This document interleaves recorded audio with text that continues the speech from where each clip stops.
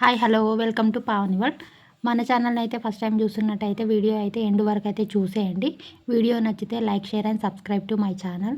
ఈరోజు అయితే చాలా సింపుల్గా బీరకాయ కర్రీ అయితే చూపిస్తున్నాను. జస్ట్ 5 మినిట్స్లో అయితే రెడీ అయిపోతుంది. ఎక్కువ టైం కూడా పట్టదు. లంచ్ బాక్స్లోకి చాలా బాగుంటుంది. సో ఇలా అయితే బీరకాయలు తీసుకొని చిన్న చిన్న ముక్కలుగా కట్ చేసుకోవాలి. ఫ్రైకి ప్యాన్ పెట్టుకొని ఆయిల్ వేసుకోవాలి. తగినంత ఆయిల్ వేసుకోండి. కొంచెం ఆయిల్ అయితే ఎక్కువ పడుతుంది. వాటర్ యాడ్ చేయకుండా అయితే సింపుల్గా చూపిస్తున్నాను. ఆయిల్ హీట్ అయ్యాక అందులో ఆవాలు, జీలకర్ర, అలాగే కొంచెం కరివేపాకు వేసుకోండి. కరివేపాకు వేసుకొని కొంచెం ఒక 1 మినిట్ వరకు ఫ్రై చేసుకోండి. ఫ్రై అయ్యాక అందులో వచ్చేసి పెసరపప్పు, బీరకాయలో పెసరపప్పు వేస్తే చాలా బాగుంటుంది టేస్ట్. ట్రై చేయండి.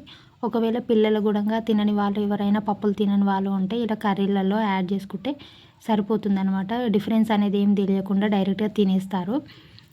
కావాలి అంటే శనగపప్పు, కందిపప్పు, పెసరపప్పు ఇలా నచ్చిన పప్పుతోటి ఇలా యాడ్ చేసేసుకోవచ్చు. ఏ కర్రీలో అయినా పర్ఫెక్ట్గా వస్తుంది.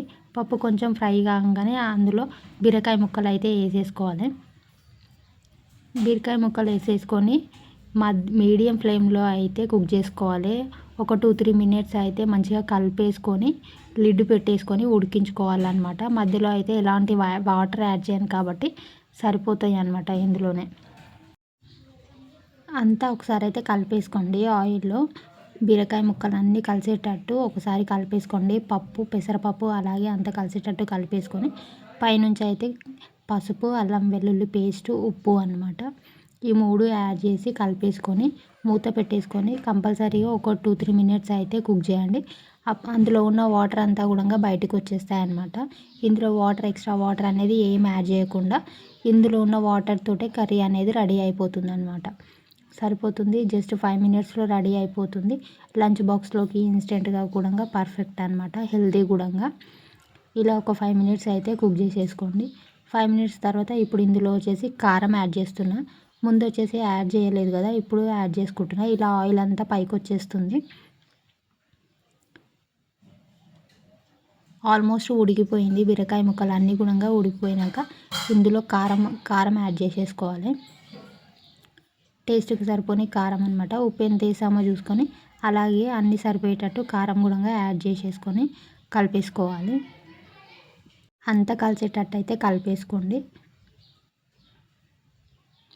ముక్కలకు అంతా పట్టేటట్టు చూసి కలిపేసుకొని మూత పెట్టేసుకోవాలి.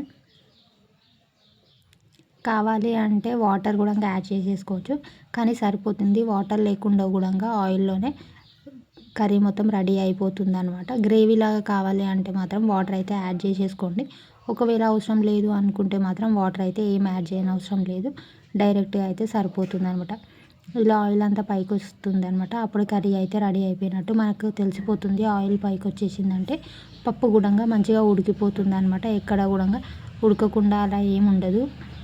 పర్ఫెక్ట్గా ఉడికిపోతుంది కర్రీ మొత్తం.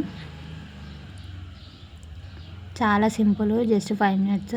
అలాగే హెల్తీ కూడా అనమాట. పిల్లలకైతే చాలా పర్ఫెక్ట్ అనమాట. లంచ్ బాక్స్లోకి ఇన్స్టెంట్గా కూడా చేసి పెట్టచ్చు. హెల్తీ కూడా. పెసరపప్పు ఏ పప్పు అయినా యాడ్ చేసేసి ఇలా డైరెక్ట్గా పెడితే ఈజీగా తినేస్తారనమాట. రోటీలోకి, రైస్లోకి చాలా పర్ఫెక్ట్ ఉంటుంది. వీడియో నచ్చితే అయితే like, share and subscribe to my channel. Thank you.